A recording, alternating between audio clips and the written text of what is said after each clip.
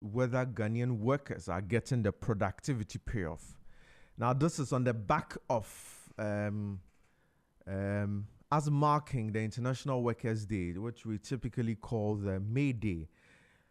We're going to look at productivity, we're going to look at economic growth, and whether our work we are doing as a people, we are getting the required reward which improves our livelihoods.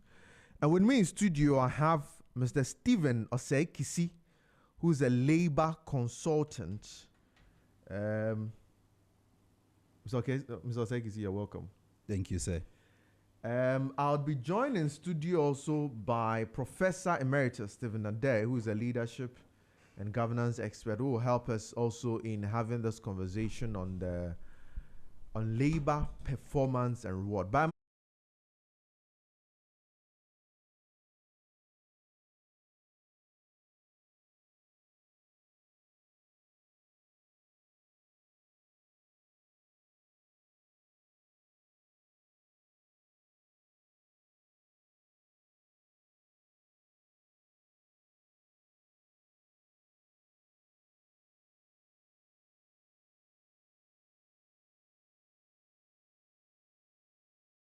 our nation, Ghana. Mr. Osei-Kisi, will you also want to say something to the Ghanaian worker? Definitely. Being a worker myself, I think that it's only fair and proper that on a day like this, we say well done to ourselves and keep encouraging ourselves. I know sometimes it gets difficult, but day in, day out, we turn up because we actually have to turn up. And so big ups to all Ghanaian workers, myself, your good self included. And maybe I may let one secret out before we go deeper into our conversation. I'm not sure you want to let that out. I'm not sure you want to let that out, so let's continue. It's a little, I don't know for our listeners and viewers, but it feels more of when you've had a chance to see your teacher, and now you have to sit across the studio with him. You're conflicted between how am I supposed to address him, sir, or Mr. Takra, or Mr. ZFM. So listeners, when you see me getting a little confused, don't worry. I'm sharing the studio this morning with my lecturer, and so yes, feel free. So the secret is out. And then I'm sure your grandfather lecturer will come when Professor Adai comes in. Trouble. Yeah, anyway, so today we're going to be discussing about labor matters, and I like the fact you said that we have to show up. It doesn't mean that the Ghanaian worker does not like his job. The average Ghanaian worker loves his job. It goes beyond like, because, and for me, I would say this coming from the backdrop of what I see every morning when I am en route to work, and you see the teams of people at Atomic Junction, Legomba, the various bus stops. I mean, if you don't like your work, you will not be there at that time hoping that somebody gives you a lift or a trotro comes in early to pick you. And so, yes, Ghanaian workers, I can say for a fact that we like our jobs. And I say this again because if you get a chance to travel outside and you see how crazy, in a good way, that Ghanaians out there are working, then you know that if it comes to actually working, we don't have a problem working. Yes. I mean, intriguing. And I mean, you bring the dynamic of working out there. I mean, it's really tough out there. I mean, working, I mean, here at least, I think, on Fridays, a lot of, you can tell your boss, oh, I'm going for a funeral in my hometown. It's chill. The boss say, you come at 12, go. I'm not sure out there you can go and tell anybody that you're going for. Even if care is not to give you your parents. I mean, even if they give you that leave, you pay back. It's timed leave. I know. Anyway, now let's look at our labor market. Today, a lot of people are complaining that one, there's no market for jobs. A lot of people finish school and now they are out there. It looks like now a newer form of work has come up. Now the traditional kind of work is no more. Today, people are venturing into newer work like social media and I'm happy about how social media has turned out anyway. A lot of people have been absorbed, and I see all kinds of content creators. Yeah. And many of them will tell you when they finished school, there was no job for them, and so they had to be absorbed there. But but now let's go back to the traditional labor market. We finish school and we don't have jobs. Where do you think has the problem? Is the problem coming from government? Is the problem coming from businessmen? Where exactly is that problem coming from that we finish school, we don't have jobs to do? Okay, so from where I sit today, a lot of the time I say, and growing up, you hear our leaders say, or industry practitioners say, what we are studying in school doesn't reflect what is on the ground. Yeah. So that is one of the issues. Number two, the fact that, and we keep turning different generations. Yeah. So my generation and today's generation, there's a little difference. A lot of the time you would find that, people just want to do the extreme white collar jobs. They don't want to venture into entrepreneurship. And I think but isn't that one the safest? Well, because if I'm employed by a bank, at least I know at the end of the month, I'm going to get some money. Assured. Exactly. But if I go and start a business, I don't know where it is going to lead me to. Maybe 6 months, I'm not getting a salary. I may have a family. I may have either my own family or my parents or siblings to take care of. Isn't it just the easiest? In fact, when we're going to school, that's what our parents advise us. Yeah. Finish school, get a job, wear a tie, get a car, sit in it. You're okay. If you're fortunate, they give you a security man in front of your house. Exactly. So, well, yes, there's that bit, but you also find that the conversation around the youth venturing into entrepreneurship is not gaining the kind of traction that ordinarily it should, because the youth will also tell you that I don't just finish school, complete national service, and then say I am venturing into entrepreneurship. Where do I start from? Even if, let me borrow Mr. Sosu, when some few weeks ago he's being roasted in some circles. And also being embraced in another circle, because the conversation was the youth should venture into entrepreneurship, sell Indomie. And people are like, where do I get the money to start the business? Whose office or whose home? But if you see in that conversation, a chunk of the attacks on the fact that government promises jobs. Well, so why are you telling me to go for the Indomie? So going back to, that traditional bit that, are people wrong to expect government to provide jobs for them? No. And for the few politician friends I have, I keep saying that, look, when you go on the platform and you are going on the campaigning and all of those, be mindful of the kind of things you promise, because these days, the world then and now has changed. Back then, you could say a lot of promises and get away with it. But now, you see the youth holding political leaders accountable for the things they said in their quest for political power. And so when you say, once I come in, trust that all of you are going to get jobs, then I have the expectation that after completing the university or a technical university, there is that assurance that once I am coming in, there's going to be something for me to do to be able to, just get my life together. And so you would find that expectation is there. And for me, I say that when we make these promises, we must make do with the promise. Otherwise, they'll come knocking on our doors. But in the first place, should the government even make those promises? Because now some people are saying that we should start moving to a place where employment is private sector driven, so that the cost on government is reduced. What do you think? I agree with that conversation, because it takes the load off government, number one, because you look at our system and government is the largest employer. Yeah. And so you would find that when there are challenges in securing people the jobs that they were promised, it becomes a big conversation. And so considering private sector growth is one of the key things that we can do as a nation to be able to move forward and provide jobs for the youth. Right, and I must mention that we've been joined in studio by Professor Stephen Adey, a leadership and governance expert. Prof, you're welcome. Thank you very much. Yeah, we're just having a conversation about employment and how people finish school today and there are no jobs. And we're looking at the question of whether people should have an expectation of government of providing jobs for them. I don't know if you have a thought or two on that.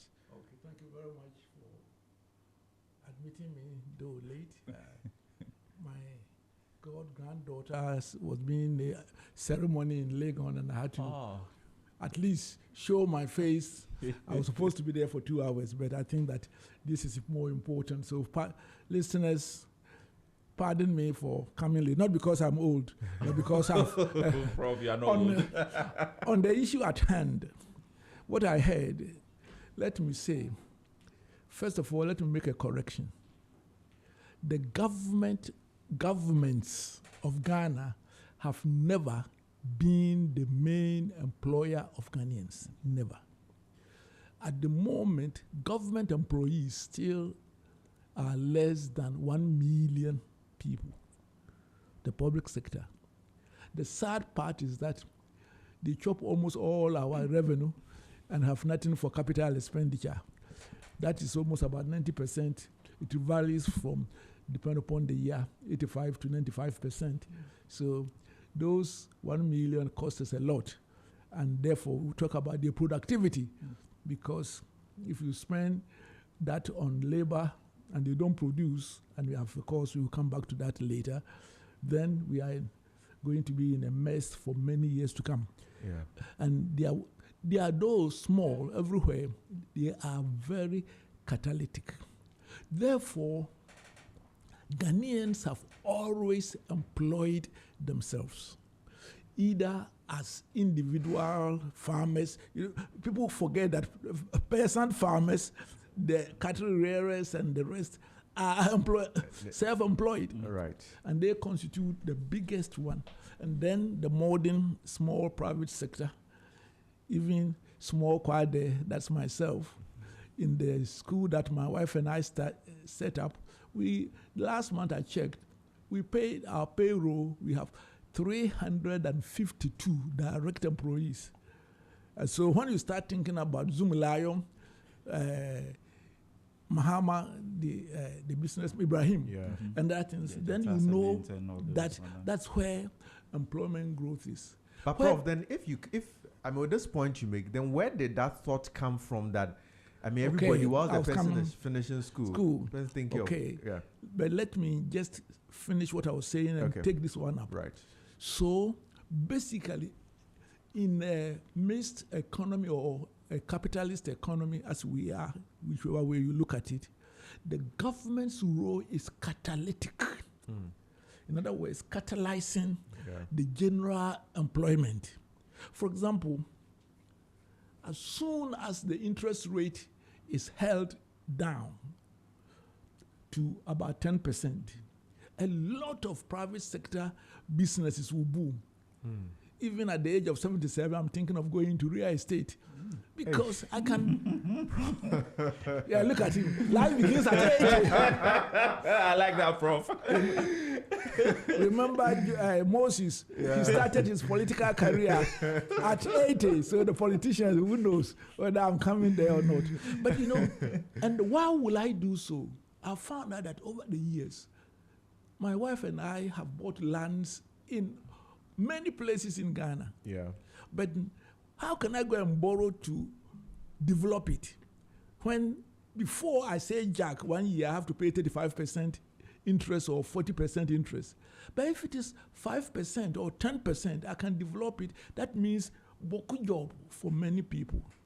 Now the genesis of looking to government, I will start from the more recent reason and go to the original one. Yeah. Our governments, in trying to get votes, say what they are not capable of delivering. Oh, we'll give you a job. When I hear them say that we would deliver 1 million jobs, the question is that the government directly cannot develop 1 million jobs in the next even 10 years. So therefore, that's with government being employer itself. Yeah. But the government can catalyze. Can create a space. Yes, create the space for millions of jobs. So they have politically they have been sending the wrong message, which eventually catches up with them.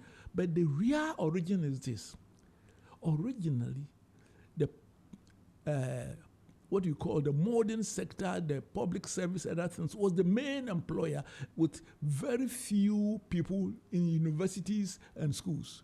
You won't believe that even me, when I was in the University of Ghana, the whole population of University of Ghana was 3,000.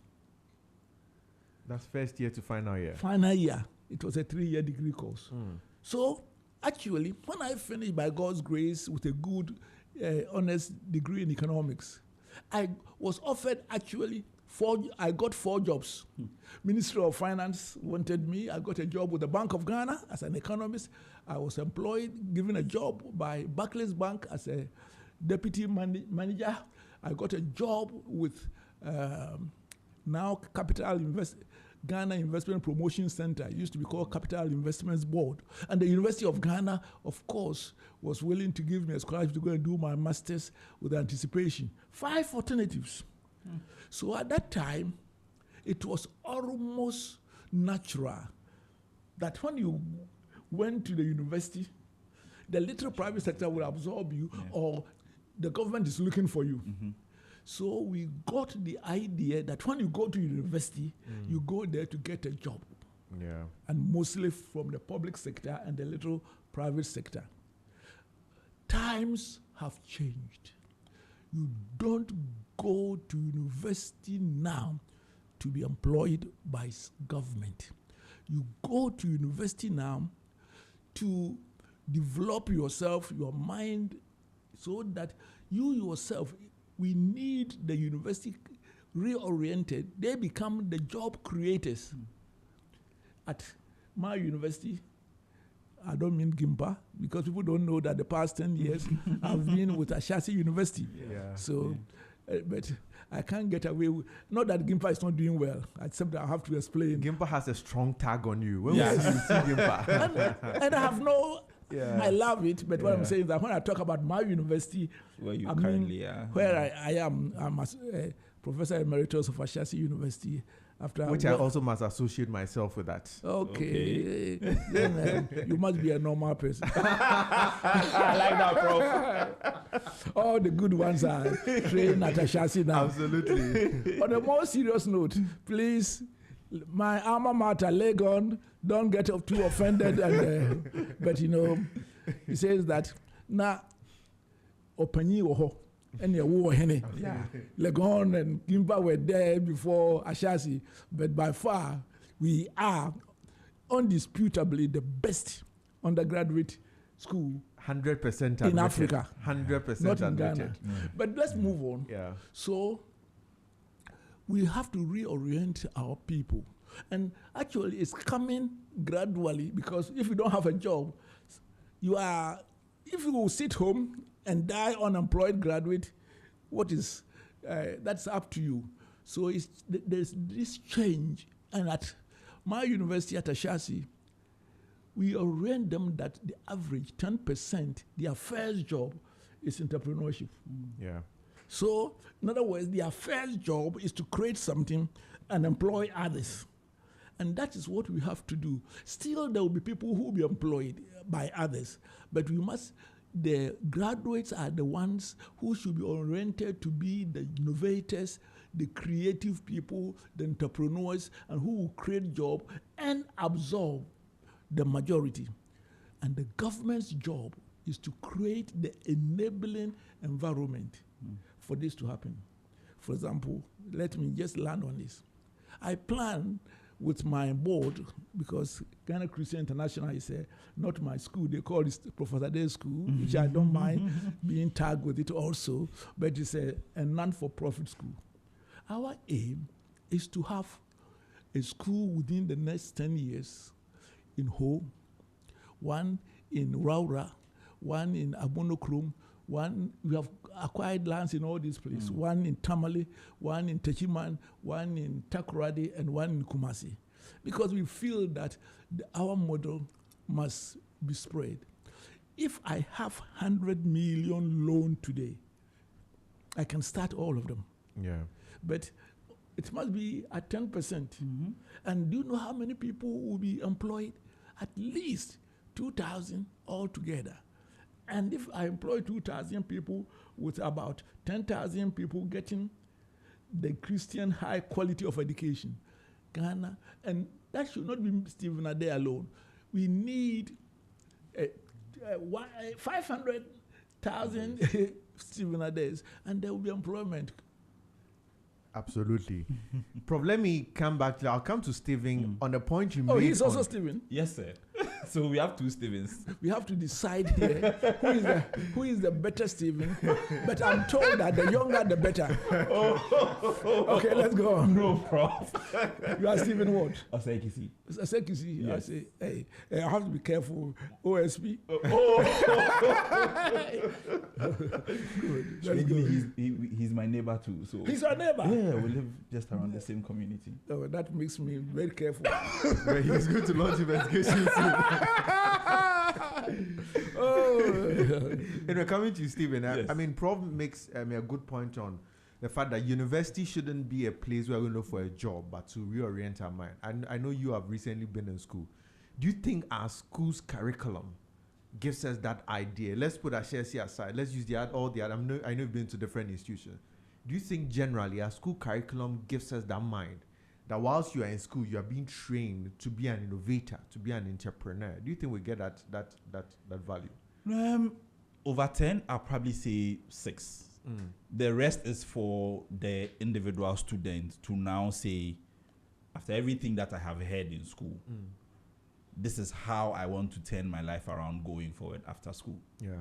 But for the most part, yes, the institutions try to steer you in a certain direction, but leave you to decide if it's a direction you want to keep on or you want to go on your own direction. Because I remember for the few times that you came to class to teach us, one of the things I learned from you, which ordinarily you would say that, oh, you won't find an institution hammering on, is delivering on time. Yeah. And he's always on time. You are in class after 5 minutes, he started a topic already. So, and his approach towards the craft, letting you know how it works so that you can apply for yourself, is one of the things that if we find more personnel in the institutions, particularly at universities, do, it would make life easy for students to be able to, like Prof said earlier, to tune their mind towards, I want to finish educating myself and begin to do something for myself and carry others on board. I think that once we begin to do that, it would really help, and we'll be able to move on faster than we are doing now. well, Yes, Prof. I must say that unfortunately, we are largely, most of our institutions are in the classical mode of British education, Yeah. which they have moved away from it, by the Yeah. way, but we inherited it. Yeah. And ours has been compounded by the fact that we have done a very rapid expansion of our tertiary education, the public sector. So that, I mean, I remember once when I was rector of GIMPA, I'd heard so much of the overcrowding in Legon. And I went to a class at N9, and there were probably 1,500 students in a classroom, some standing outside on the window, and the teacher just using the voice, that's all. Yeah. Then I said, what a shame. And therefore, it's a matter of passing. I wouldn't mention the name because that's related, whereby someone I know, I didn't mention, went to tech. Even electronic and computer engineering and light engineering combined. Most of the time, he wasn't going to class. And why? He said that, but having the born overseas was, more in English, better than the average lecturer. And he said that, why should I go and sit down for a lecturer who has sold the pamphlets to me, coming to read it to me? So generally, the numbers are not helping, and our way of teaching has also to improve. So I think that there's a lot that can be done. However, and that's where I agree with Kizzy, in the sense that you shouldn't go to university just as a passive, recipient. And again, right from the high school, we should be orienting the students. And because we don't do that, I know that a lot of professors are worried about AI, people using. I said, no. AI is excellent. Only that you haven't changed how you examine students. Exactly.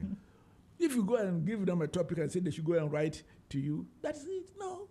AI age, you don't examine people by just giving them an essay and bringing the essay. And if it is University of Ghana, a class is 1,000 students, you cannot even check all of them as to, even though at Ashasi we have a turn it in, another, checks the AI. yes, another way is to check it in. But I will examine you. Yes, your essay, you will defend it. Yeah. And you are not doing that because my aim is for you to learn, not produce a paper for me. Be learning. Yeah. We have gone past the stage where producing a good paper is an indication of scholarship. You want to now test differently. So what I'm saying is that we can do a lot in our pedagogy, that's teaching methods, so that we can help the students to do so. But naturally, let me say, sometimes some good comes out of bad. True. Because people are unemployed, now they are doing something themselves. You know, you won't believe it. Most of the Uber drivers you meet are actually graduates and masters. Oh yes. I mean now, yes. Graduates. Some now, people do yes. it after work, Yes. after hours. And do you know what? It reminds me when I was an undergraduate in the 60s. Don't laugh. Don't open your Oh, mouth. prof. Okay, I won't laugh. We used to laugh at India. Yeah. That in India, you will get somebody with a PhD riding a bike and selling granules on the streets. Yeah. No. But they were building their human capacity with the right environment and other things over time. India now can compete with almost any European or American when it comes to technology and in IT. So for me, what is happening, it's a shame in the interim, people are getting unemployed and others, but then it will catalyze entrepreneurship, innovation, and let me tell you, within one generation, going to the university and thinking of getting a white-collar job is just out.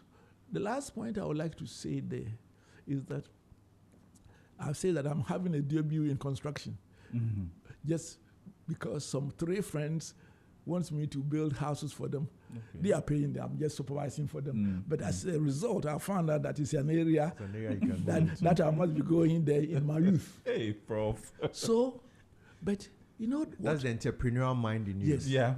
Do you know that the artisans are charging between 200 and 250 a day in Accra? Yeah. And some people have finished degree, they are looking for 1,500 cedis job. Whilst they can become, mason and be earning about 7,000. Unfortunately, my people are not doing a good job without paying taxes because they can do a better job. You just go to the site, and the one who is employing, who is building, you ask, you are supposed to deduct 7.5%. You don't have it, you are going to pay it. Next time he will deduct it. And that things. These are so easy.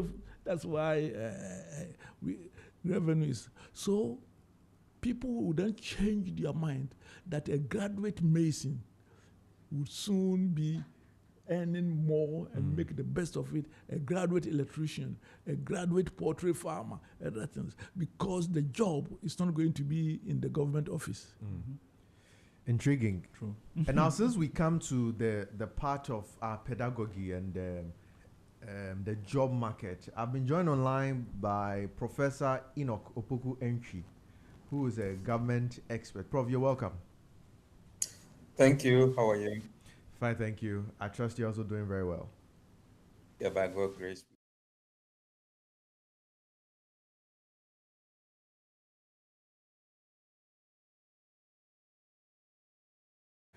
The job market. And Professor Stephen Adai has mentioned the fact that we shouldn't go to the university with the mindset we are going to look for a job, but should be a place to reorient our minds. I know you are heavily involved in university teaching and education. Let me first find out from you whether this value of students going to the university to reorient their mind is a thing we actually get from our university education. And if we do not get that full value, what is holding back the universities from now shifting the mindset of the ordinary Ghanaian from just I go to the university and I'm employed by somebody to going to the university and learning how to create a job? Thank you. I think I like your question of reorientation. At the university, basically, we learn the universe. So you go there to learn the basic skill of how to use your hands and then your head in creating something. Because learning is for creation, it is not for consumption. So when individuals come to universities, we are moving them as professors from point A to point B. Now, in doing that, when they finish, in our part of the world, they get the perception that I have finished university, I have a certificate in, let's say, human resources or accounting. And because of that, somebody should employ me, and I'm expecting about 5,000 to 10,000 a month. As if somebody has the money sitting down to wait for you to come and then pick it up. But if you learn cost accounting, anytime somebody hires you and is paying you 5,000, it means you are bringing 15,000 that employer.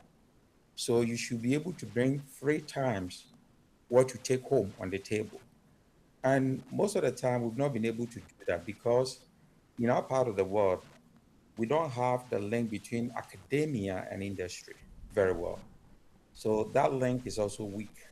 The link between industry and academia, that we are the supply side, and then labor is the demand side. So we get individuals ready so that the labor market will pick them up. And unfortunately, most of our students are not ready for the labor market, or we cannot employ all of them. So unemployment is so high, especially youth unemployment. And because of that, what we have to do is that we have to teach the basics of entrepreneurship. By the way, even entrepreneurship is taught. You have a lot of entrepreneurship programs in our universities, and when they finish university, just less than 10% of them become entrepreneurs. So there's a problem there. You have done entrepreneurship as a course, and you cannot be an entrepreneur. They are all going to the labor market to look for jobs. So we look at areas that we need to employ more people, and one of the basic areas is agriculture. So economic production and GDP, we have over 40% in agriculture. How many of our students finish and go to agriculture? Not many of them. And that is culturally based, because culturally people think that if you go to senior, I went to secondary school, level, A level, middle school, punishment was go and weed. So most people think that agriculture is not for our way of learning. But let me compare it to the American system. The way the curriculum is designed in, let's say, Wisconsin or North or South Dakota, or let's say Duluth, is different from the way it is designed in Chicago or New York or let's say Ohio, because the curriculum is designed in farming communities different from the cities, because the needs of the farming communities, when you're a farmer in advanced world, you stay in the farms. So their houses are built in the farms, they are milking the cow, they are picking eggs. So they stay basically in the farm working 24/7. And because of that, when their kids come to colleges or universities, you teach them differently from kids that have come from Chicago or let's say New York or New Jersey or any of the big cities. So the curriculum is designed to fix local problems, what we call local. You are using global knowledge to fix local problems. So the problem of, let's say, Kumasi is different because Kumasi Ashanti is like trading. Yeah. It's different from that of Accra. It's also different from that of Domainco, where they do egg production. Yeah. And because you have to teach or build the curriculum in such a way that it will be beneficial to the use of those local communities. And that is what we're not be able to. So we have a lot of things to do. Prof talk about, I was listening to him about the human capital and innovation. Even teachers are not innovative in teaching the way entrepreneurship should be. I remember one time I was a dean at Academic City University, Yeah. and during my interview, I met engineering students and I was supposed to teach them entrepreneurship. So what I did was a basic thing that write one problem that you face in your life, whether you are, because I knew there were professors there were students there were artisans there were people, staff members there, HR and all those. Any one challenge you've met in your line of duty where you work. So some HR wrote one problem they identify, students wrote, those who want to do engineering wrote, and then I asked them that the problem that you've identified in your community or even in your school, I prescribed one solution to it. And then they all did. So I did what I call the think per share. So we have scaffolding issues where we don't do formative and summative assessments. So I asked them about think per share, share the problem and then the solution you identified. And when they shared it among their groups, I picked about 10 volunteers so that they can share thoughts in their group and everybody will understand. And it came out that when they finished everything, I said, the problem you identified and the solution you prescribed, I've made all of entrepreneurs. They were shocked. It didn't take me 10 minutes, but I taught them entrepreneurship.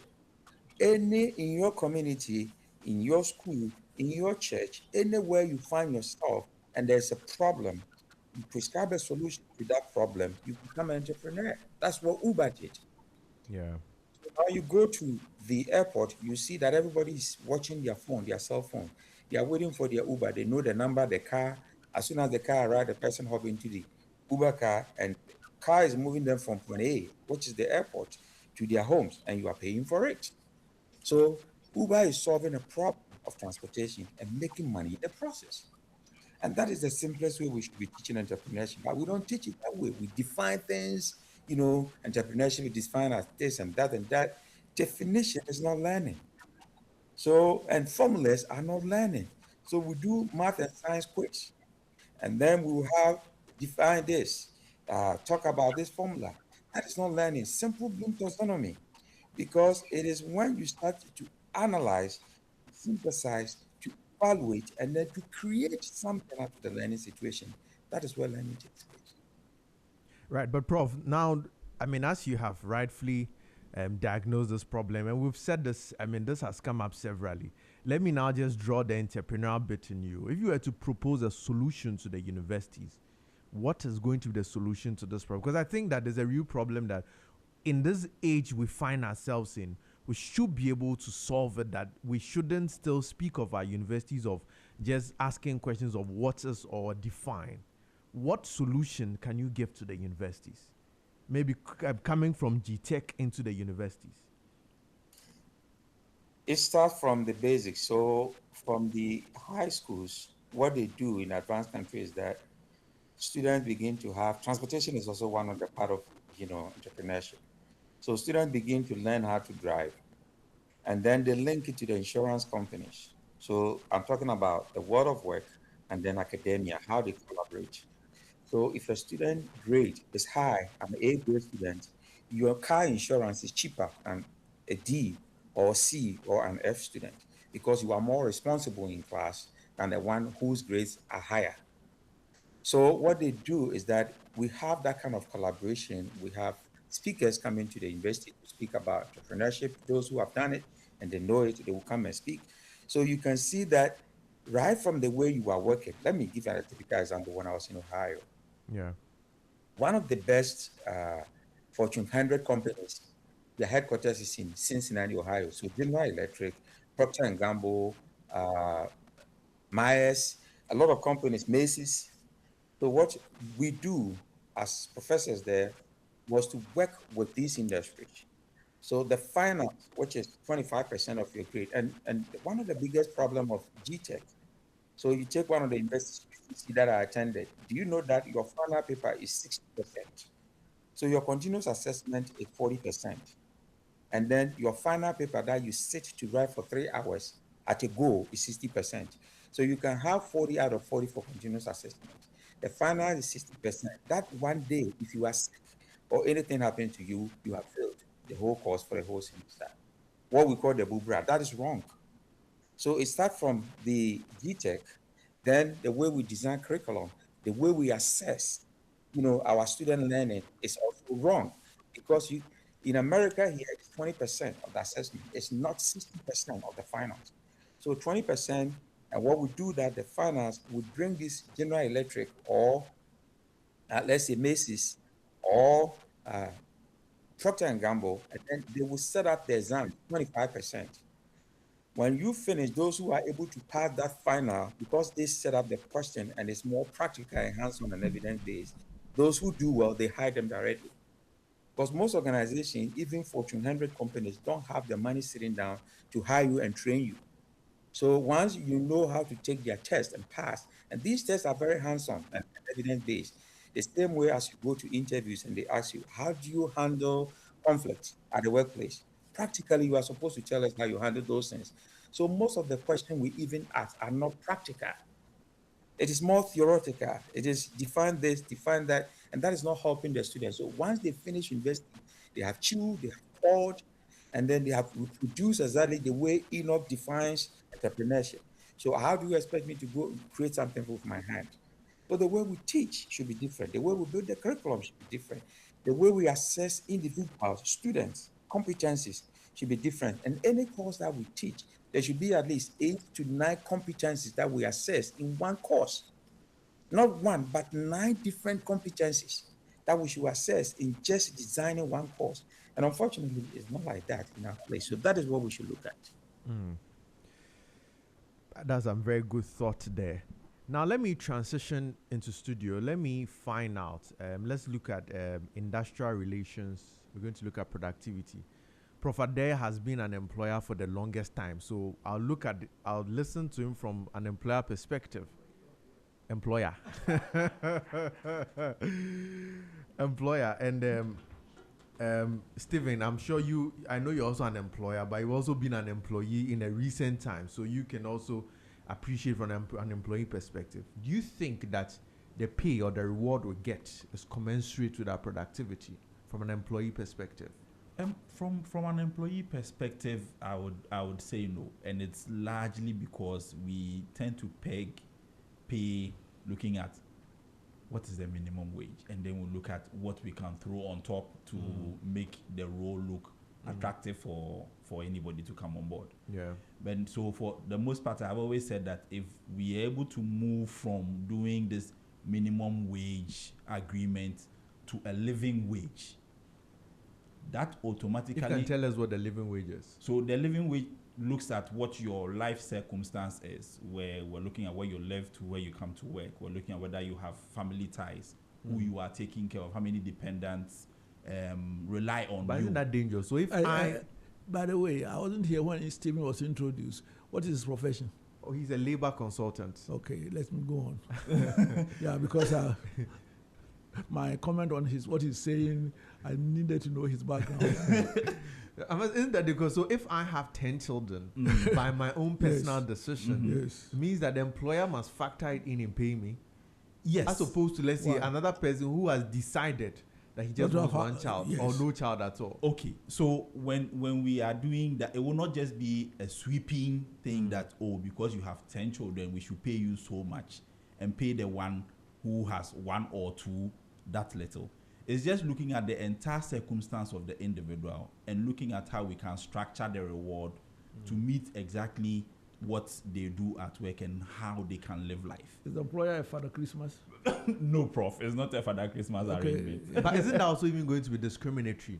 So that you and I do the same work, but from the living wage condition, because let's say I have 10 children, my mother, my father live with me, I also take care of about some 10 children in my village. I should be giving more than you that you have decided you're not going to get married because you want to maybe have a quality life. You don't want to any burden. Should that, isn't that going to be discriminatory? Well, so I won't look at it with the lens of it being discriminatory. Okay. Like I said, it's not going to be just a sweeping arrangement that because you have 5, you're getting 10. Okay. And because I don't have any, I get 3 and it should be okay. It's just in terms of looking at how we can balance the output that you put in every single time you turn up to what you are taking home at the end of the day, considering every other thing that comes together. So that's exactly where I'm coming from. So you think that we should move away from the minimum wage that most employers peg their salaries to, and you think you are proposing the living wage? Yes. Intriguing. Do you know anywhere it has worked? I mean, where they use where it has worked, this living wage concept? So I have done some reading about it. I can't immediately point my hand to this particular society or that particular society But that you has think done it's that. a proposal that you? Yes, it's something we can consider as a nation if we want to try and change the lives of everybody. But if we look at our current situation, I know that under the Labour Act, provisions are made for, let's say, maternity leave, where when the woman is on maternity, she's supposed to pay their full salary. Yes, Even that, a lot of employers are even struggling to comply with that. So you see that when the women get, either they will not employ, when you are applying for a job, they'll check. They reduce them. Are you married? Or if are you freshly married? They start checking those because they don't see whether you're about to take maternity leave soon. So that, and tell them, even when you're going for maternity leave, they'll tell that, we have to give you half salary, or we are not sure you come and meet your work. You return. Exactly. Or even if you return. Exactly. And so sometimes you are forced to accept, which is even in violation of the law. This proposal, do you think is something that can work in our society? I think irrespective of the challenge, it's something that would work if we put minds to it. In as much as you find, and even with the review of the labor law that they are doing now, even the maternity protections, they've tried to up it up a little. And I remember during some of the consultative meetings, you find employers. It's intriguing because the minimum we barely do. Even I know some people have started paternity leave. I think Adashesi Prof can confirm. There's paternity leave. 10 days, 5 days, depending on where. Even ours is 1 month there.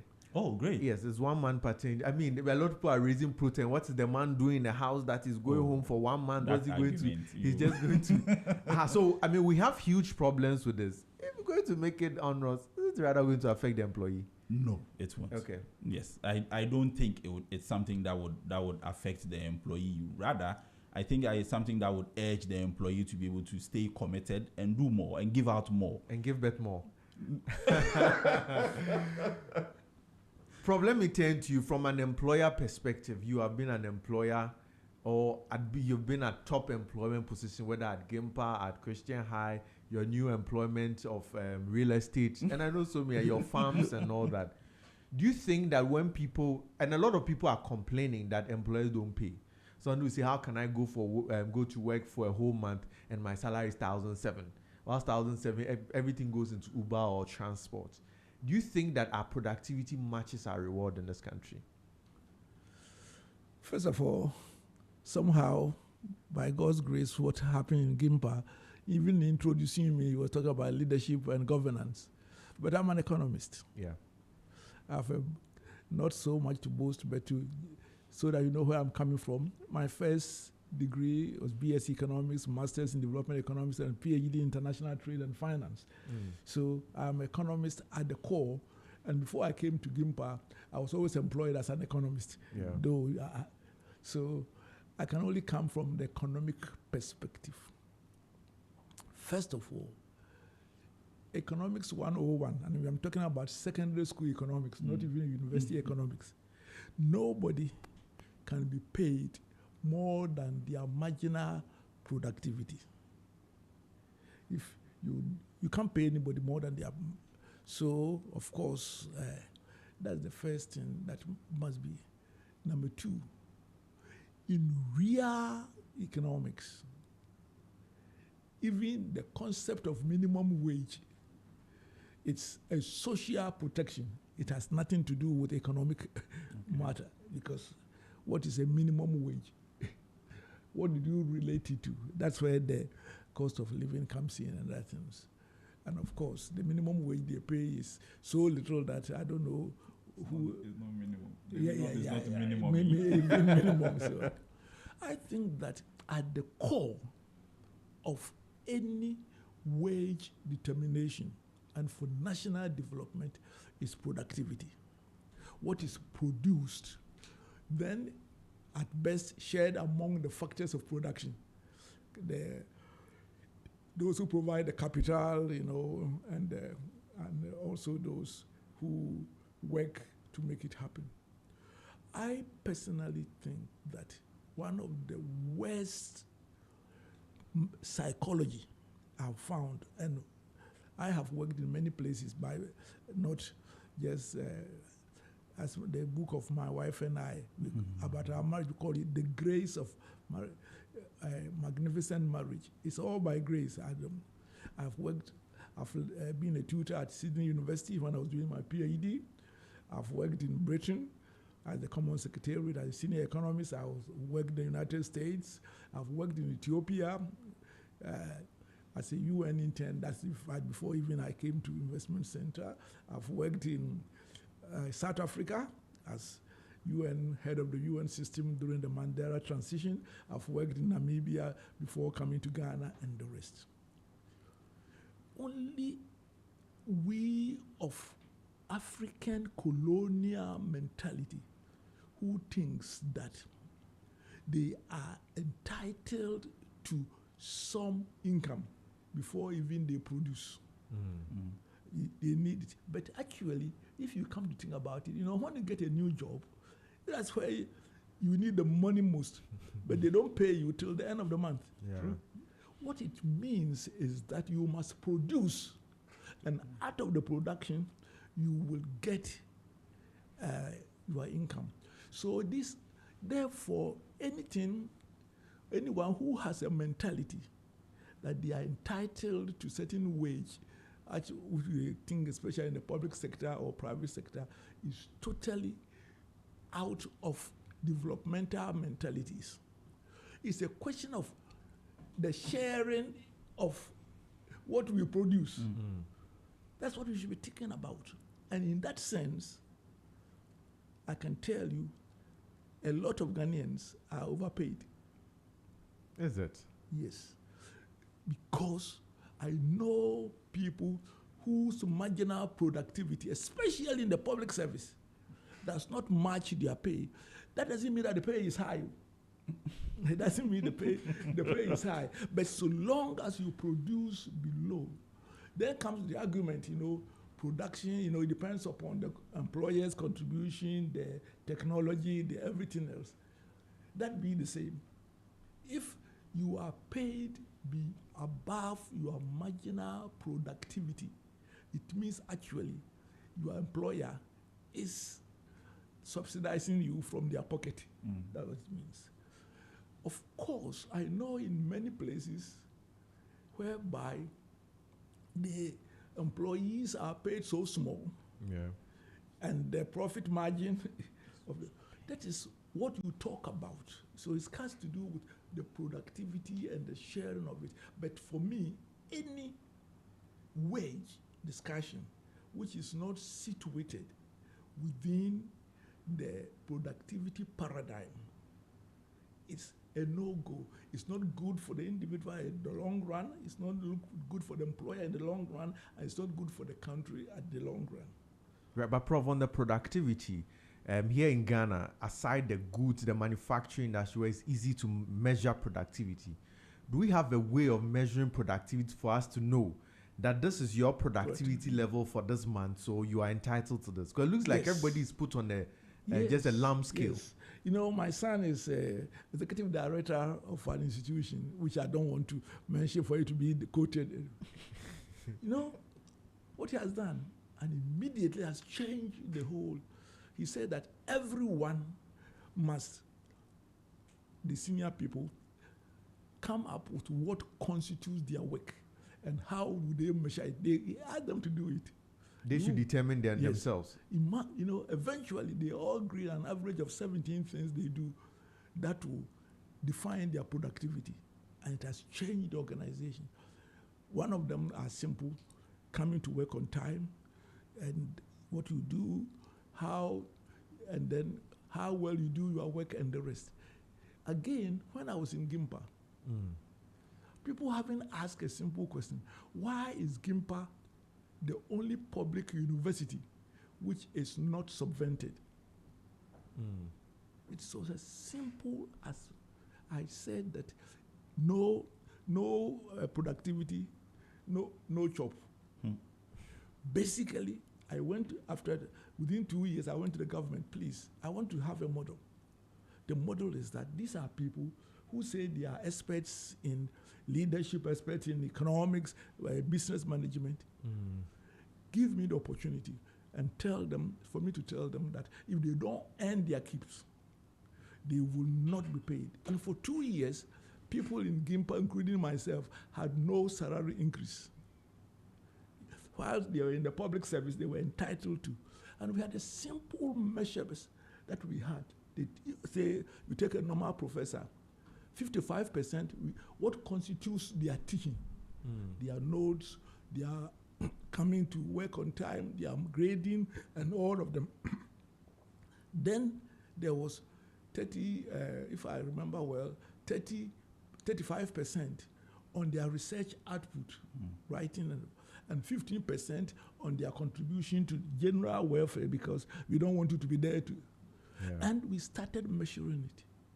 Do you know that in 2 years, we doubled our income? We were attractive to the students. Gimpa at that time was mentioned in national papers more than all public universities in Ghana combined. And actually, Gimpa was the equivalent of a department, a big department, School of Administration of the University of Ghana. Yeah. The productivity was there. When I was living, from the 9 years, we had increased our turnover by 20 times. So even in services, there are ways. That's why I asked about labor, ways of measuring productivity. And when you do it well, both employer and employee are comfortable. For example, in my science place, there's a basic salary. Then there's 10% every month. When you meet basic your job, you get 5% bonus. If you exceed it, 10%. And it is paid beside your month's salary. It is in the middle of the month, so that you really feel 15. And then it is paid while the rest go to your bank account. That one is given to you cash. Not that it's on the capital. Yeah. It will be reflected in your taxes and that things, but it's given to you cash. So we must move into a what I call productivity paradigm, and to be a win-win for both workers and employers. And then you can sit at the round table. No, but we have been spoiled by the government because there's no measurement of productivity. Negotiation. Yeah, straight. What are you going to negotiate about? Oh, there has been inflation. My friend, if there's inflation and you haven't produced, because government takes our taxes and can dash it out. A private sector cannot do it. Interesting. Now, closely linked, and I'm going to turn to Professor Mopoku Entry. Now, closely linked to productivity is this issue of AI.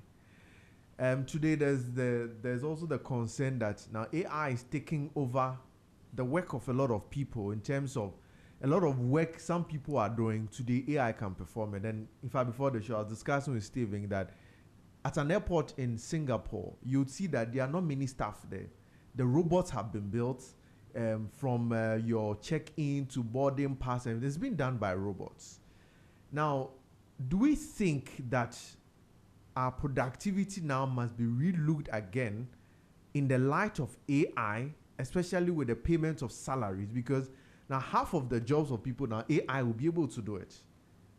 Prof, do you have any thought on it? That question is for me, right? Yes, yes, sir. Prof. Oh, okay. So AI has basically come to help us. It hasn't come to take our job. I always say that it is artificial intelligence, and it can never match the natural intelligence that God has given to us.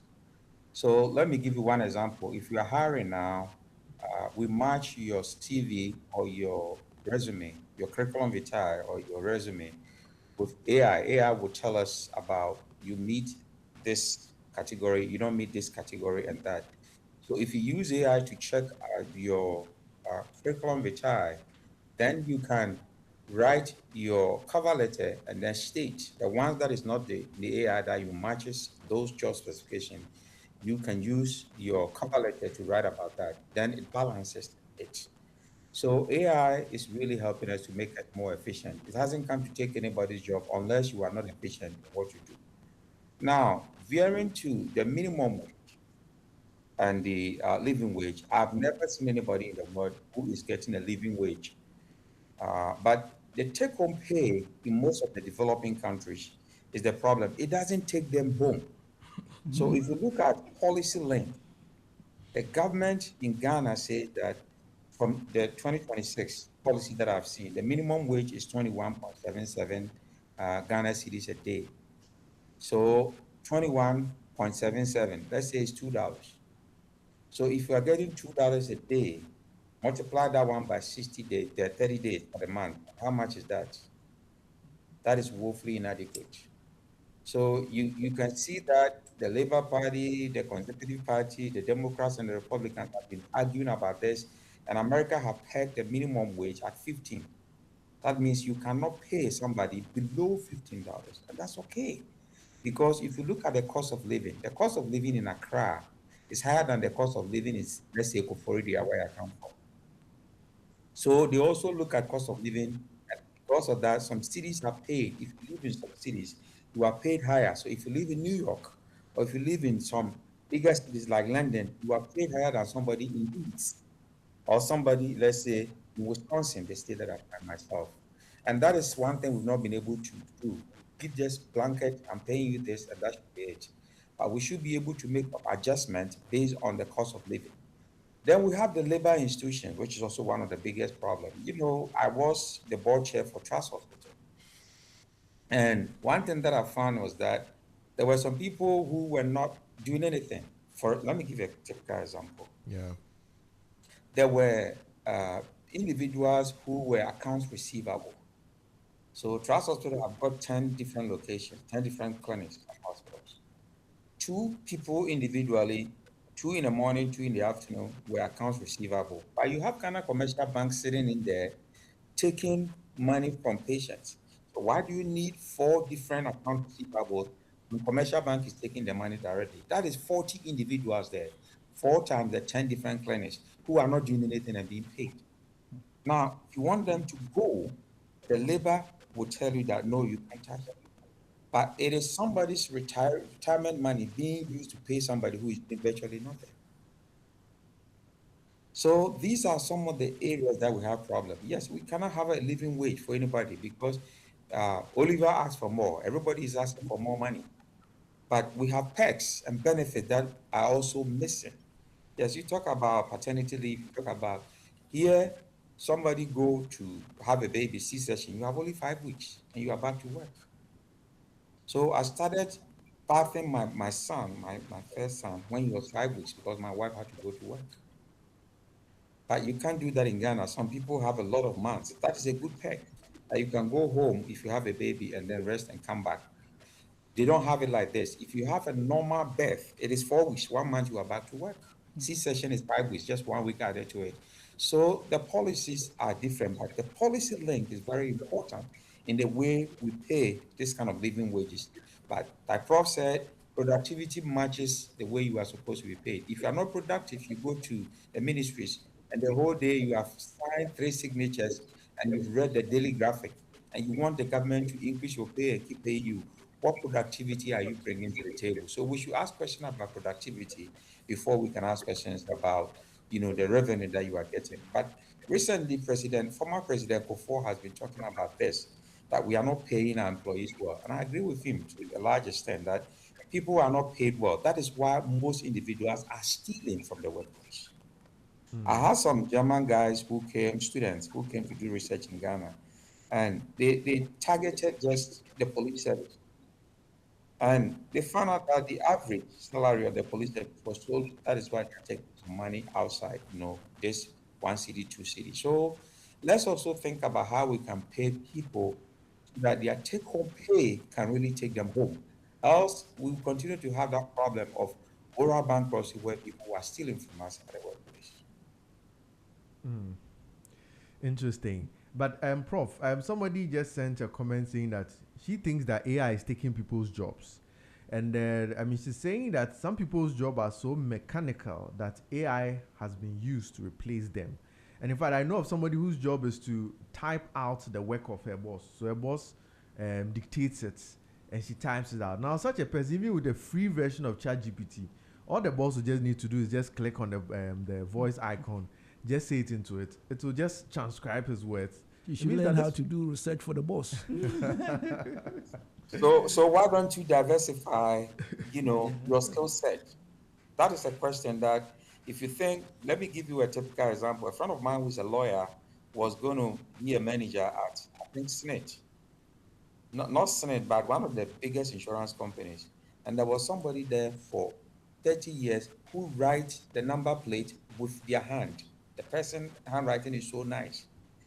But then they said that you can print it, so why do you have to continue to write it? And he tried to let the person go, and the person said, look, I'm warning you. You can't, I've been here for 30 years. You are just like my son. You can't fire me. But he realized that what the man was doing using his hand to write was just outdated. So what is important now is that you have to learn something about even AI, prompts, which is very important. So if you learn the AI itself, the prompts, you can be able to adapt yourself. So one, we have to accept that AI has come to stay. Two, you have to appreciate that it can complement your work. Then you adjust with AI and you adapt with AI. So 4 A's: accept, appreciate, adjust, and adapt. Right. Let me turn to Stephen. Stephen number 2. I think we can agree that Prof. Ada is Stephen number 1. Yeah. Yes. Let's turn to Stephen number 2 on this issue of productivity and AI. I mean, Prof. Opoku-Antwi has spoken a lot on it. But let's look at this real issue. In our classrooms, we prohibit students from using AI. Now, because of the fact that, from what Prof. Opoku-Antwi mentioned, what Prof. Ada also mentioned, sometimes problems also come from the teachers. If you give students let's say a take-home exam of, let's say, write 5 factors which affect something, the person will do an excellent job with AI. Now we are moving to a place, I guess, from Ashes, moving to a place where teachers are being taught how to give AI-resistant work, so that even if you use AI, you still have to either come and defend it, or there should be some learning. Now, from that mindset, moving to the workplace, look at the workplace, there's nothing stopping the use of AI, because it promotes efficiency. Now, when we are trying to, as we in our discussion, we're trying to link productivity to reward. How then are we going to advise people in this new age where AI has come? Because then now, if your job, we can use AI to do that job, it means that you are really not a critical service to the company. What advice then can we give to the workers? So I think I agree with both profs when it comes to the use of AI. Ordinarily, I see AI as a complementary act to whatever it is that we do in the workspace. And so it is for all workers, and I'll say this from that perspective, to look at what is the nature of the AI that is coming into my workspace. Yeah. And how do I leverage on that to show that I can actually get work done and be productive? That's how we should view it. If we begin to view it from the point of it is coming to take my job, you would find that a lot of people would now look at what ways can we put in to make sure that the human element is still relevant, so that you will bring the AI in, so we will still be here. Right. We would want to be able to graduate from there and look at it strictly in terms of using that tool as a way of becoming more productive. I remember last year, a friend who works in a financial institution said that they were trying to roll out a program to make life easy for customers when they come in. Yeah. So that when you come in, you don't have to wonder, who am I going to? With the press of a button, in 10 minutes maximum, you are out of the place. But people began to feel like we are saying now that this thing is going to make me irrelevant. And the next thing I know, the next redundancy conversation, my name or my role is on that list. So what they decided to do was that they would rather sabotage the system. So that instead of it to work for them and for staff, so that everybody gets the compliment of it, what they decided to do was that whatever you do, you will still have to come to me for me to either they'll put something like you the still human need factor me must be there to do something before everything can go through. And I think that where we find ourselves now, we should be able to leverage on AI and not fear it will take away my job. No, I don't think that's a fear we should entertain. Right, let me turn to Professor Adai. I mean, on this conversation of AI and productivity. Yeah. Well, since I introduced myself as an economist, let me come in as an economist. Actually, this fear of the AI has been with us for centuries. When the Industrial Revolution started, in Britain, we have what we call the Luddites. They will actually go into factories and smash machines because machines were going to take their job. You know, they were the cutting and that things, ginning and that things they were doing by hand and spinning, and now a machine is doing it. So did the Industrial Revolution take people's job? No, it transformed job and created more jobs, and eventually everybody is better off for the Industrial Revolution. There's always a transition, of course, where there are what we call in economics frictional unemployment, because there are some period, and unfortunately you may be caught in it and get unemployed. Okay. So when computers came, computers were going to take jobs. Google and Microsoft have created millions of jobs as a result of them. AI, if it's going to be the next stage of explosive creation of job, but of a different kind. Fortunately, if we are at a lower level of economic development as we are, despite the fact that we call ourselves middle income country, you go to 75% of our villages and towns, we are living in the 17th century. So there are certain things, therefore, at this moment, we can organize ourselves so that the low-skilled people can still get jobs. For example, I've been advocating for this since the time of Atta Mills, that most of our side roads should be by pavement blocks. Highly intensive. You don't go and get these machines from China and everything else. And when you do those roads, it actually lasts for centuries, no centuries. When you go to Rome, and I used to go there when I was with the UN, because one of our headquarters, FAO, is there. Appian Way, actually, our pavement, and even they didn't have this pavement block, the bent bricks. There are roads in Rome, central Rome, and you still drive on, which was made by Julius Caesar. These are so that we need, there are certain low level, because we are not expecting the illiterate and Latins to be AI savvy. We can create labor intensive job because of our lower level of development to take care of them. Then our elite, we must get them to speed on the AI rather to be most productive and plug into the new economy. And that is what needs to be done. That leads, and pardon me for referring to my past, as a former chairman of the National Development Planning Commission. This is what really a functional development planning institution should be doing. And if the governments were listening, I left NDPC because the government is not interested in any long-term planning and strategic thinking. I said I will not waste my life. So I went and told the Minister of Finance that, please, can you relieve me of my job? I just wanted to be, because anyway, it wasn't the money, because it was only you sit down about 4 times, only when it's session, even though the chairman is almost working all the time, 2,500 a quarter when you meet. So what does that mean? But if I can make contribution to my nation for zero amount, because I owe everything to Ghana, then I will do it. So when I saw that I was just useless, I said that, please, can you take your job, which they gladly took their job. And I must confess that I said, I appointed. There's a politician within your midst who would love to get this job. Give it to him. And exactly, it was given to him, because I knew that they wanted a place to put him. And I said, this place, and I went, so we need a national development framework, the government.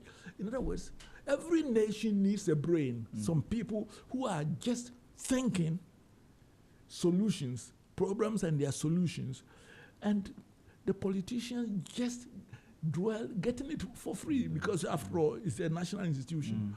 And if we don't do that one, the fourth industrial revolution has passed us. Now we are in the fifth industrial revolution, will pass us, and we have a few people, mostly politicians, who are earning what they don't deserve, because when you see their salary and their lifestyle, it means that they are earning what they don't deserve, and a few who in the private sector, elite and other things, who can survive because they are actually part of a global economy, even though they live in Ghana. Yeah. But it's a small culture of people. They are so few. But it's the national responsibility for us. We must see AI as advantage. For example, me as a professor, these days, anything I write, and if you come from Hiromwasi, you are English challenge. Now, my children came for a holiday and they taught me how to use Copilot. My goodness. Now I can write English. Prof. I can write English. Like Achimotans. Even better. But you see, I don't go and sit down, there's a Copilot write for me. I write my ideas. It just refines and it. Whilst in the past, when I write, bringing it to standard, I will go over it and go over it. The writing takes me 1 hour. It takes me about 2 weeks before it comes out well. Now when I write after writing, Copilot does it in 5 minutes. Yeah, and gives you a good touch also. Yes. Efficiency. But you see, you must feed Copilot with your own ideas and writing and other things. And you tell him, for example, I always tell them, I don't want you to go and write like a British person. Go back to my writings and other things and edit only with Stephen Adair in view. Exactly. Yeah. It will use your language. And language and everything else. I don't know. But Stephen Adair no trouble for to say Elizabeth. Right. Everybody will know that it is. But so you see, immediately, Copilot has enhanced my job. But I have a research assistant. That's my research assistant not going to be fired. No, he's doing something higher. He does research. I say that go there, find me 10 scholarly articles on this subject. And when you finish it, summarize it, but make sure that you have a folder that includes all the 10 articles. And you say, so, but Prof, you agree that, without affecting your research assistant's work, those work can still be done by AI? No. Listen, you see, we have division of labor. Those ones, yes, my assistant still uses AI and other things to help. And therefore, that's more. It makes him faster. And other things. But since I am worth, in terms of salary, about 50 times him, therefore, I shouldn't sit down to do those things. Right. I should come when he has spent about 2 hours and done all these things. Right. Then I do 15 minutes. And then division of labor, then I can increase his salary. Absolutely. Actually, he's in the studio and he never smiled until I said increase his salary. Indeed. So what I'm saying is that the dynamics is different. The reason where we are likely to lose out on AI, and I must say that having visited my good friend, Dr. Newmoy Thompson, what he's doing and other things, is that we need a group of people who are saying that how can, as a country, take advantage at the higher level of AI and yet make sure that we protect jobs. There are certain things that we still need by virtue of the fact that where we are. we can use labor-intensive means. But we are not, unfortunately, in 1981, I gave a statement. I was advisor to the Council of State then, an economic advisor to the Council of State of Ghana. And I shocked, the average age of the Council of State then was 65 years. And I told them that, I have a problem. We are a country without a brain. And it shocked them. They felt that I'm insulting them. And I said, my dad's, because I was in my 30s.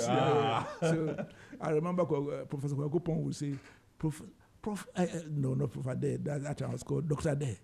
We like you, but with your beard, when I see you, as if I'm meeting a terrorist. And what I meant by lacking brain is not that we don't have individual brains. We didn't have an efficient national economic think tank, which their job. And when I went to the UN as economic advisor, they took me to all the newly industrialized countries just to go and see how they are. And each one of them had a national development think tank with a different names. Economic Bureau, this and this. And their job in Thailand, I was shocked. 400 people, all their job is thinking about the country and what to do. Then you go to Korea Development Institute, that's all their job. And I said, my goodness, when you sit in Ghana, you say that they didn't develop by just, no, thinking. A lot of thought went into it. And then they will bring the industrialists, they will come, this, South Korea, somebody has to sit down on the park and say, look, we are sharing. Say, Zoom Lion, your area is to go into this. Then we'll take Ibrahim Mahama. Your area is to do, so that's their troubles. And the government will support you. South Korea, you have a company, say, this bunch of companies, you are going to shipbuilding. South Korea today is the biggest shipbuilding company, a country in the whole world, building ships for everybody. But quietly, we lack that. And our politicians are so interested in the short term. Sad to say, they don't care about us at all. All that they are caring about is ourselves, our party, and our family. And if they have to do something, because if they didn't do anything, we won't vote them. And that is why when they are in opposition, they are such good critics. When they become government, the same thing different. And God help us to have a leader who loves Ghanaians. And when he does so, these things follow because he wants to get the best brains. And he will find much of it in the country. And where he lacks it, you can buy it on the international market. But you are in the driver's seat. I want to develop my country. AI is here. My people must be productive so that we can pay them well and other things. I think that Ghana is still a country without a brain. And it pains me that I'm dying. Not still something I said when I was 32 years is still valid in my 78th year. Hey, yeah. Indeed. Prof, a listener says that she agrees with you on Rome, your point on Rome, the construction, some of them being from the time of Julius Caesar. And also agrees with your comments you're sharing, but only if governments will listen to you. And I guess as you said it in your 30s, government did not listen. In your 78th year, we're still waiting for government to listen. Yes. Now he says he's in his 40s. It's his 40s, Yeah. okay. Who said that? It means he's 48 now. Yes. If I can, if God blesses you to be 80 years, how would you like to be like a 40-year-old? Or rather, his life is starting at 80. 80. That is it. In 2 years' time. That's right. Now, Prof, let's look at now continuity. I'm still on labor relations. Let's look at continuity in businesses. Yes, we looked at productivity, we looked at reward. If you go to some parts of the world, you see businesses which have existed for like 300 years, 400 years. Yes. Some of the products we use today, the Guinnesses and the rest, some of them have been in existence ever since. But if you come down to our country here, you barely will see a company, an indigenous company by a private person, which is up to 100 years. You barely. Usually when the owners or the founders die, it starts with litigation. Children start fighting each other. Then there's a whole, sometimes you see a whole enterprise. And I know one company, which I'll mention their name, very profitable company, did a lot of them from the 60s. I'm not too sure they are still in business because they fell into a serious litigation. Yeah. And now the lawyers were the ones who were just even spending. Chopping exactly. And the litigation was needless. Where one person says, we are getting to an end because your time ends at 11. In fact, my producer has given me some extension today. Extension? Yes. Okay, because I was saying that let me just chip in before Stephen, the younger Stephen, comes here. Historically, there was a different problem of our inheritance and the people not making wills and the quaus. I mean, the amount of the adults and the elders is painful. How so that's one aspect. I think we are overcoming that. When I see what Kataprekons are doing now, what the Zoom Lions are things, now even their cans, they put things in place, their children are inheriting them. And I think that in future, a few are going to happen now. But the reason why I wanted to come in before he comes in, because I want in trees, to say my chest, something on my chest is this. Our politicians have specialized in killing one business after the other. When they are NDC, then no, we don't want MPP to businesses succeed because they would then fund them. Then vice versa. So there has been if you look at it, there are those things, litigations, yes. Yeah. But most of the modern ones have been undermined.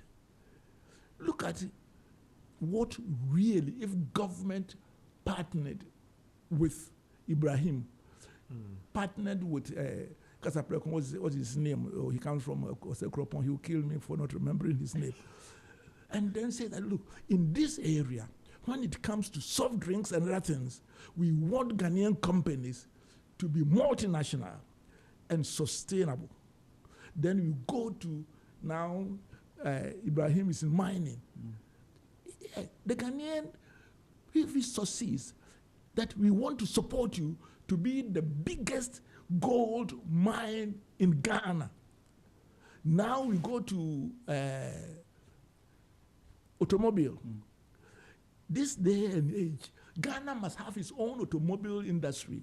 Why? Because it's easier. Now you use solar, electric machines. It's actually now like having Tundra. Now those things, let me speak to you. When the batteries you can leapfrog and you bring the Ghanaian entrepreneurs together. We are going to support you to break through not only small cars, big cars, that within the next 10 years, all our vehicles will be produced locally, and the ripple effect. And then make sure that the legal framework, excuse me, this nonsense of, our uncle has died and other things. Government will put certain things in place and help people, because the individual, fortunately, new generation are making sure that their children succeed them. I mean, my wife and I have Stephen and Georgina, their trust. I just told when we were celebrating my wife's, who was just passed 10 months ago, I said, listen, let me do whatever I can do for you, my extended family. When I die, there's nothing any one of you is going to get. Because we have Stephen and Georgina, their trust. My wife and I agree that when I am alive, I can chop 40%, and the children will be 15, they are 4. But the day I die is 25. But beside that, I'm on my way coming, 1 hour. My children are scattered around the world, but every other Saturday we spend 1 hour, family. We are like brothers and friends preparing. So things will change for the future. And I think that the past will not define the future. But, Prof, intriguingly, if we look at it from a perspective of corporate governance, you see that yes, this problem you have mentioned from government and all, those are also valid. But you see, there are a lot of companies, it's just the owner. It's just about him. So that now when he dies, I was shocked to know that a lot of companies do not even have succession plans. That when the owner is no more, What will happen? exactly what will happen. Sometimes you see that the owner, being, let's say he's a proprietor of the company, when he's dead, his wife comes to take over. But in the corporate governance, well, because there's no corporate governance, no board, nothing. It's just run, and there are huge companies like that in this country today. No, yes, I agree with you. Well, what I'm saying, I was talking about the longer term future, Yes. because people are now putting things, some of the big ones are putting in place succession plans and everything, Yeah. and more of children succeeding their fathers now. And I've seen. But is that healthy, Prof? Let me find out from you. Yes, yes. If you go, it's amazing when you go to the forts and other things. It started with they are preparing their children to succeed them. But if you have, let's say, a company, you built it with some people, they may not be your family. You built it gradually, it's bloomed. Now you are no more, and all of a sudden your son is coming to take over. No, that's not how they do it. Okay. But we shouldn't miss your point. Your point is very important. Yeah. But let me finish on this you have brought in. No, those who do it, you don't wait and when it is done. For example, even though it is not for profit, do you know who is the executive director of Ghana Christian International High School, the biggest private school? Is my last born. And he's doing better than I could do now. My only thing is once a week just visiting them and trying to show that I'm around. So the succession is now not a matter. No, they start training their, and I'm within the next 15 years, my grandchildren will have also risen through the ranks from the bottom and going up. So that is how the force do. And then, in addition, you grow other managers because to share the vision from within, not from scarcely. If you read the book, Good to Great and Built to Last, almost all the leadership of the companies you are talking of comes from within. Of the 1,500 good to great companies, only 4 brought in top management from outside. Imagine, even in America. So that is one. The other is the corporate governance one, which we have to do a lot of education. Now, education are of 2 things. First of all, most of them don't know that having a good board is good for them. Yeah. They saw it, and then our tax system. Again, some of them want to shield themselves from taxation. But the question is this: I always tell people, I say we because I was once a chairman of GRA. We don't tax your turnover; we tax only your profit. So, be transparent, make a good business, and we will take only 25%. And eventually, you have then a basis for sustainability in dealing with big corporation banks getting more money. So yes, the area of corporate governance, I agree with you, is a bête noire of many of them, and it's a question of education because they don't see that in the long run it is good for them and their posterity. But Prof, let me find out before I come to Stephen. Now, this model of, even as you mentioned, growing, let's say, whether your children to take over the business, doesn't it affect employee morale? Because then whilst I'm working in that company, I know I will never become CEO. If you take, let's say, Apple, for instance, you see how the transitions went. People, they grew, people unrelated to the original owner. Tim Cook took over, now Turner is also taking over. At least down the people working knows that when I put in the effort, I one day may become CEO. First of all, if anybody works, whether in Microsoft or Apple, and his is to become the CEO, that person probably is not good for the place. I believe in a system whereby at the right time, the right person is appointed. And let me tell you, when you talk about the force and other things, let me tell you that even if they were to vote, they will vote for their children because they had more the background and the competence. They gloomed them. And that's why I'm saying that, yes, almost all the good to great companies have their top coming from within. If you happen to have the competent and right blood related, especially in the initial years, it is much better because of their own interest in it. And the last is payment system. You know, unfortunately in Ghana is whereby people think that the one at the top should be the highest paid. No.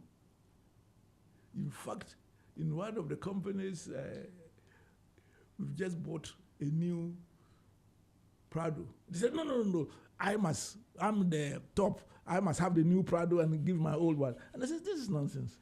I've had my car for just under 2 years. No, the number two should have it. So he's having the brand new one and I'm having the old one. It's again a cultural change. And you should be able to pay somebody because people want to be at the top. Oftentimes not because of the image, but because all the benefits are linked to the top. No, these are some of the, when you go to other companies, it's not necessarily so. You can be, and therefore some people are very competent being in the laboratory. He does his work, his bonus is linked to the breakthroughs he make and other things. And he may earn about 2 million more than the boss. So these are some of the things we must learn as a people if we are to move out of our current, whereby you go to the ministry, chief director, highest pay, deputy chief director, that things. It doesn't matter what you produce. And that is why the politicians always are picking people and putting them there to chop. Yeah. Stephen number 2, let me take your thoughts on corporate governance, especially in private businesses. So yes, I share the worry you have, and I have a few of such cases that you mentioned, that fear of should the original person who started the business leave, what is going to happen to the future of the business. And that for the most part you would find that some of these entities have just one person, even though it's a company. Yeah, he takes every decision. It runs like it's a sole proprietorship. Yeah, he's the same person deciding who we are bringing on board. Yeah, he's the same person dealing with finance, dealing with transport, dealing with everything about the business. Meanwhile, you have competent managers present in those positions already. And for the most part, that is where the problem begins. Where the establishment is one that the originator wants to be the decision maker on all of the things, then you know that the moment that person is incapacitated, the business begins to experience a certain decline. So I agree with Prof when he says that we have to increase the knowledge on what proper corporate governance actually feels like, so that your board members is not just the one that you need to be able to register the company, but ones that are able to keep you and every other person in check, so that the business can sustain even after you exit. I think that's the best way to deal with it. Right, absolutely. Let me turn also to Professor Enoch Opoku-Antwi on this issue of corporate governance and continuity of business, especially in the private sector in Ghana. Yes, I have listened to Prof and the second Stephen. Unfortunately, I'm not Stephen, I'm Enoch. Please, when you grow up, we'll change your name. We'll change your name from Enoch to Yes, Stephen. please change my name for me. And Prof, my background is leadership, so I look at and governance from that perspective. I agree with Prof Adair when he said that these politicians don't seem to care. And unfortunately, we've been talking and talking. You know, when I was at the University of Cape Coast, I used to have a hot debate. We call it current, debate with Alote Jacobs. So look at where Alote Jacobs is now. He's got hotels and everything, and they are all shilly-shallying from one political party to the other. They make money. Those who are honestly working in our country are poor. And then those who get into politics and even religion are making a lot of money. So the continuity issue It's not even about the private sector alone, but even at the churches. When people establish their own churches, now they have pastors and their kids, taking over. Taking over. When somebody dies from even a church, there's a litigation there. So it's not just we have that kind of problem. Yeah. And the kind of governance is that people are demoralized because no matter how hard you work, it seems that you will not be given the nod to go ahead. I always say this, that most of the companies you see in the world, the big ones, were started by two people, Procter and Gamble, Johnson and Johnson. Yeah. Why do you have that? So you can have, let's say, a leadership acumen, somebody have IT, the two of you come together, merge, and then you start a business. Unfortunately, in a part of the world, trust is a big issue. So when you start business, even African markets abroad, Ghanaians will not go and buy from another Ghanaian because they think that you are making more money. They rather go and buy from an Indian shop or a Chinese shop. But if you go to the Jewish community, they always buy among themselves, make sure that the money circulates around there. So we as a race, we have trust issues. Then we also have, from traveling to technology, from politics to pop culture, we have that kind of issue of where corporately we also lack trust. And people want to have their own children or their own family inherit them instead of giving it to somebody who have served them, with that kind of humility from the heart. So there are many, many, many cultural nuances that are there. And I think that we are also lacking what we call the XR technology.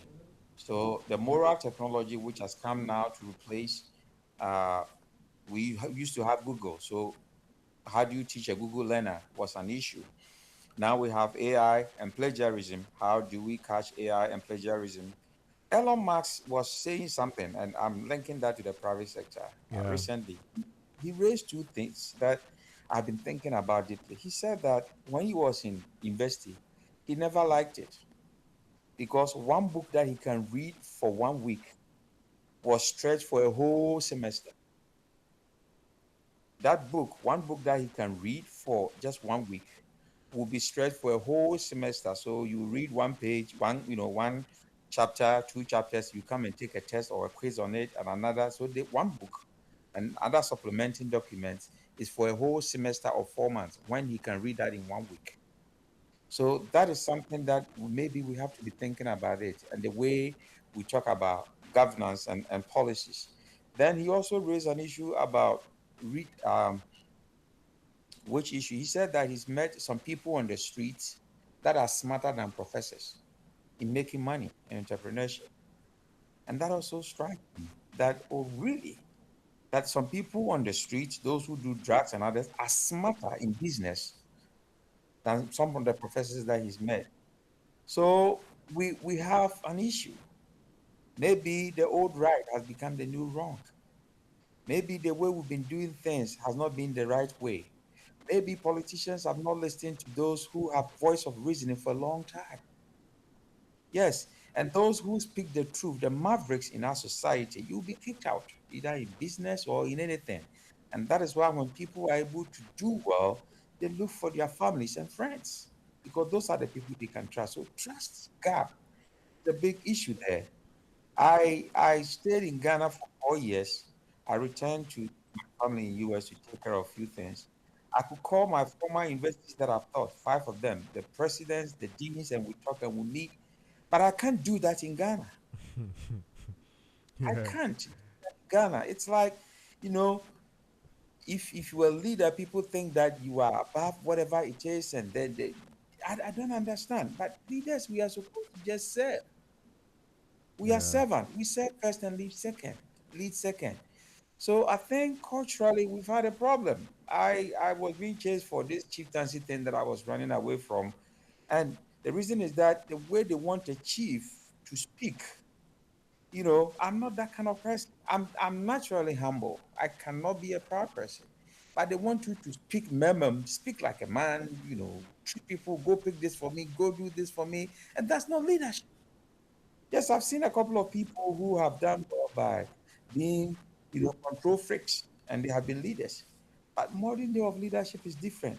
So we have a lot of patches that we have to make. And we have a problem as a nation. And I think that is not just the private sector, but the public sector as well. And it all boils to leadership. So I'll conclude by saying that leadership has woefully failed us. Yeah. In fact, Prof, let me. Somebody just sent a comment in just to support what you said about even the churches, which are making their children take over. A person made mention of Evangelist Mama Pat's son, who was interviewed recently and asked what job he does, and says, "Oh, he's waiting to take over his mother's church." So he's inviting people to come because very soon he'll take over his mother's church. Do you know that now they have the Pastors' Children Association or something like that? That Yeah, the I've been big told. pastors' children, girls and boys, they meet and then interact, and they expect them to marry among themselves and take over from their parents. Oh dear. So one church elder will be sacrificing all their lives and doing everything, but no, the church, the succession plan belongs to the pastor's children. It's not you who's killing yourself to do everything for the church. Who may not even have the calling of God upon them. Yeah. So just I think that basically we must be very careful also. A lot of the sustained businesses in the other jurisdictions were called John and Sons, this and Sons, this and Sons, for about 2 or 3 generations, and then it passed on there. So I think that we'll have both. Some which you will be from within, and some will be a succession, especially in the artisanal ones. It was almost in the past. All father, sons, grandson. So it's a question of people being made to understand the importance of good governance and management practices if a company is to be sustainable. But I think that we are coming to an end without talking about one thing: employee attitudes in our part of the country. I deal with both public and private. The private sector, almost everywhere, their biggest challenge is people's attitude. First of all, many, unfortunately, a very significant proportion of workers feel that when they steal from their employers, they haven't done wrong. In fact, the popular Ghanaian saying, is actually endorsement of stealing from workplace. That means that everybody is from where he works. They are not talking about their salary. They are talking about what they will get from there. And this is almost at pandemic level. So that, I wouldn't buy, I shouldn't mention it because then you identify, because there are only about 5 companies in Ghana. To buy something from a Lebanese Syrian type of shop. And our people are almost treated like animals. Why? I just wanted one product. There were 5 from the factory. There were 5 checks from here. I was watching them out doing, and then the last one will be the foreigner sitting there to cross-check before you can take the product out. I says, wow. And it's the part of it is the fact that if you just blink your eyes, it is gone. Then the work ethic, it's so bad if we are going to be successful. So in Akan, we say that utu ajinamwafwa nuotu bomone sufu. Most of the, especially the private sector, especially non-Ghanaian, Asian and Middle East, treat our workers very badly. That we must look at it. However, the attitude, work ethics, the stealing and everything about our people, and they feel it is legitimate. It is, I have the right to profit not by salary. inordinately from our workplace. And I think it's something that must be addressed if we want to move forward. I mean, and it's a cultural issue, because the same Ghanaian, he will not dare do it when he's working in America or Europe or that thing, because the system will Go to check it. check it. So when they are there, they work all right. And there's something that we must educate people, and that should go, of course, with their salary and that things. But we've seen that one.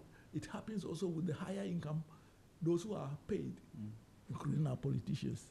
They are paid well, but If I prof, somebody sends in a comment that another aspect we should also look at is the cultural change, especially with respect to gender. And the person mentions that, speaks of a company that a woman becomes the head, and people pass comments like "Na obasu the company shenensa," which today in the 21st century it shouldn't really be a factor in the term, let's say, the leadership of the company. Except that, having been a black man who spent about 21 years leading a higher position in the white man's country, I said that I wasn't going to worry about whether they respected me as a black or not. I did my work, I was promoted and that things, and I proved them wrong. It's true, but the gender issue, I think that many women have gotten the position and they have performed so well. Those who made the comments will eat, we call it humble pie. That's how they call it. You don't want to say English. So, So, yes, there's a need, but over time, again, these things, it was worse when we were young.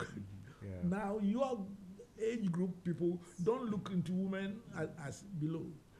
But I want my advice to the women. And I don't have problem with, I have 2 boys and 2 girls. My girls are doing so excellently. Nobody will dare put them down anyway.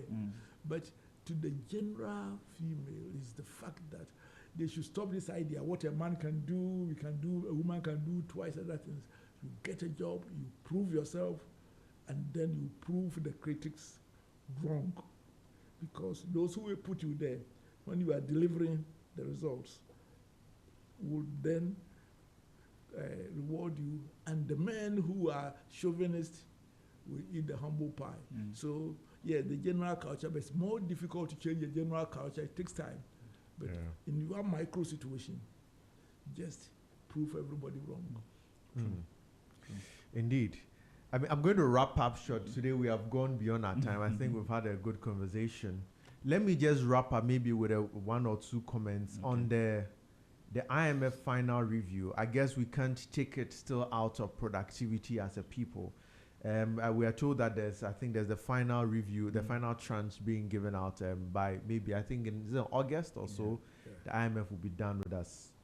Now, what should we expect? I mean, we've enjoyed, I think on this show we have discussed, I think even probably have this conversation before, on the fact that when the IMF is there, there's fiscal discipline, we're all disciplined doing our work, so we see good figures. Now that we're about to finish with them, what should we expect? What should we start thinking of?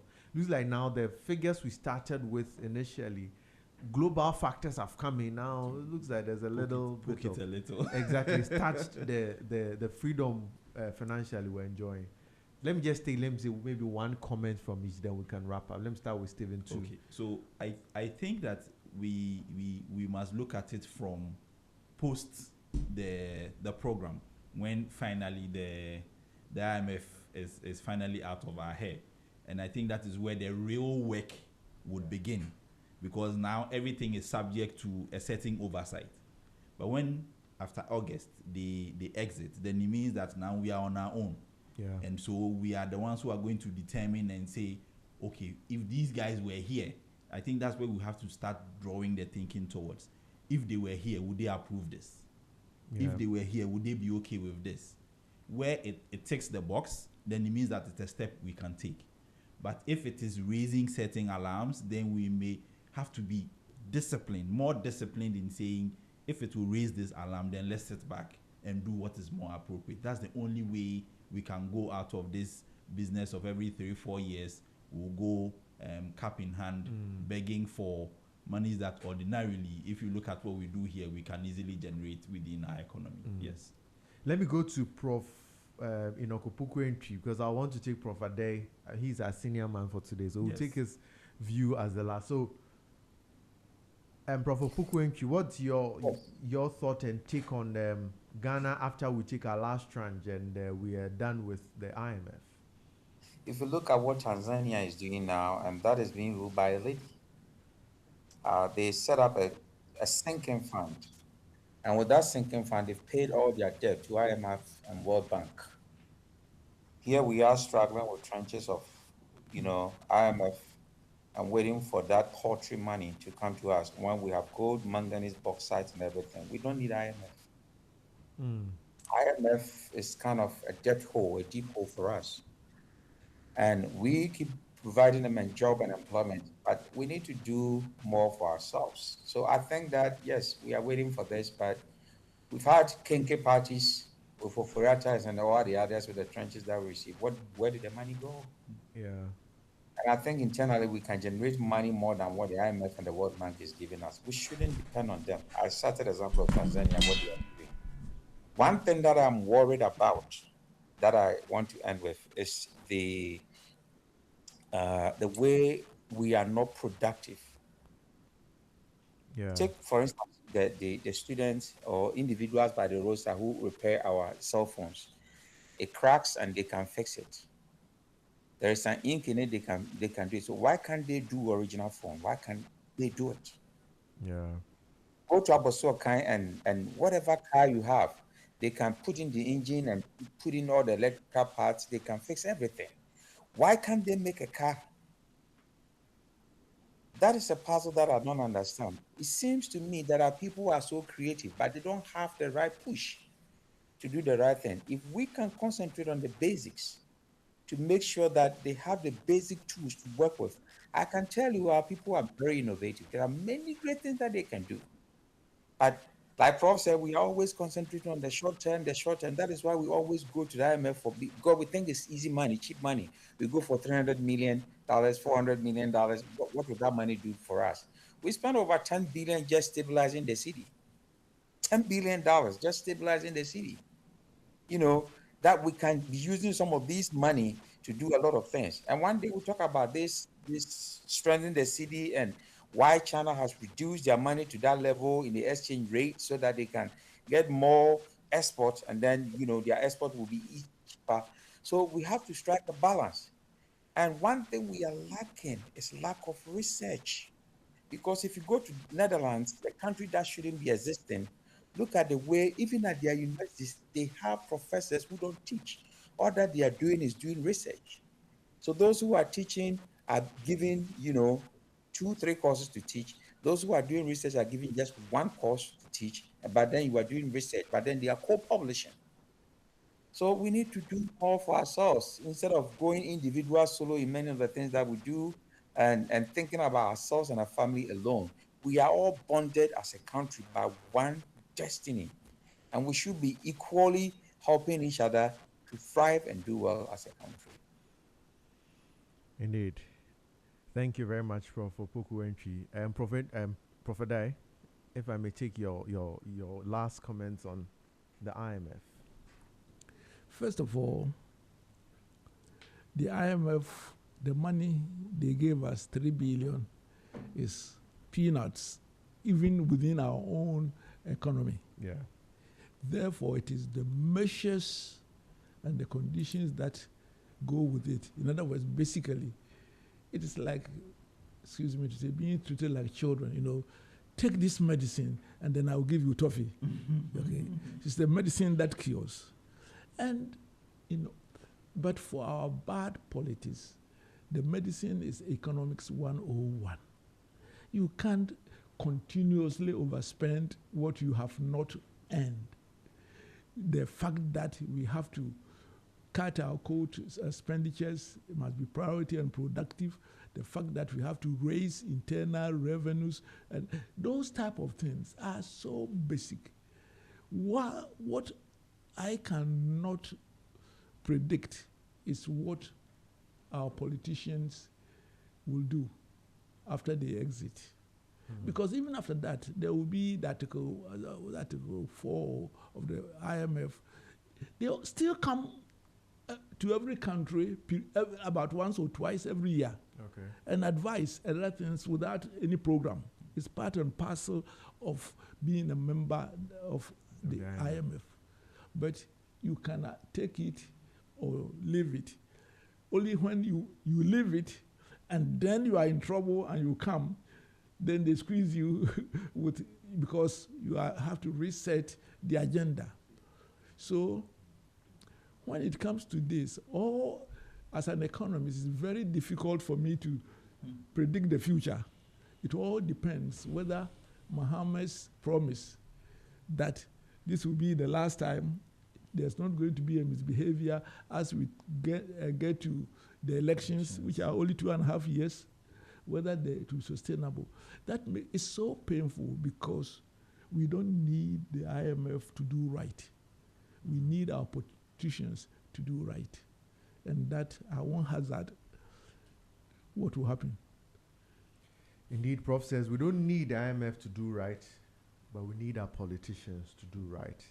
Thank you all very much, Prof. Let me end with this comment from, on the Lebanese bit you mentioned. Somebody says that I've been to one of these Lebanese Syrian-owned places, and our own people have tried to show me a way to reduce my bill and to give him a little cut. Yes. The person concludes by saying that, in fact, this is why they treat us so badly, because we don't respect ourselves. And also on the cultural bit, the women rising their positions. I have a comment who says that they may eat humble pie if the woman is actually allowed to do her work. We may have to do 2 times as hard to constantly disprove their critics. So I'm guessing the person speaking about, it's not even the opportunity to disprove the critics. No, if they are at the top, they have being at the top. You have the top because the question was in the question of being at the top. Yeah. If the woman is at the top, he has the power and misbehave down there. He will deal with you. Please don't.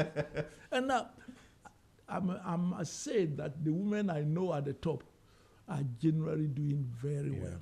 They're high performers. Yes, they are high performers. And, there are certain cultural and historic antecedents which requires time to prove it. Yeah. I remember my daughter was trained at the University of Cape Town as a medical doctor. When he came, she was telling me, "Oh, Daddy, everywhere I go, they say, are you Professor Dale's daughter?" I said, "What's wrong with you? This is not cancer, being a daughter of Professor Dale." And I said that you just go and work. Yeah. Do you know within 6 months, she was a top pediatrician.